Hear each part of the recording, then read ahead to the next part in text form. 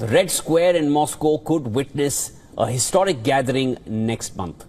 On May 9th, North Korean leader Kim Jong-un, China's Xi Jinping, and Russian President Vladimir Putin may appear together for the first time. Kim is expected to visit Russia in the coming months, fueling speculations that he may join his Chinese and Russian counterparts for the Victory Day parade in Moscow.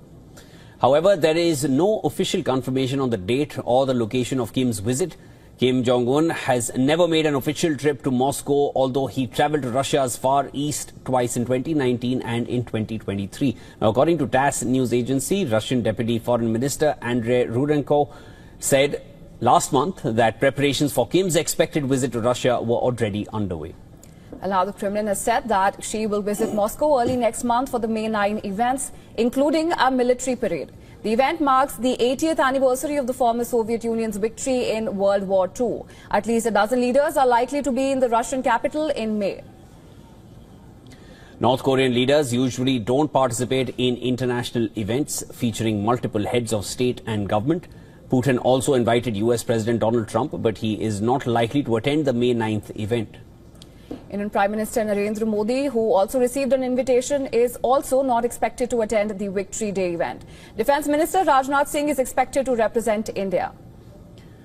Putin had invited Kim Jong-un to visit Moscow during his trip to Pyongyang last year. On the 21st of March, Russian Security Council Secretary Sergei Shoigu also met Kim Jong-un in Pyongyang and delivered a message from Putin.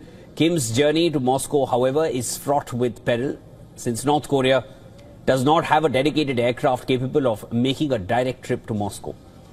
While, unlike his father, Kim Jong-un is afraid of flying, he has mostly avoided taking the aerial route.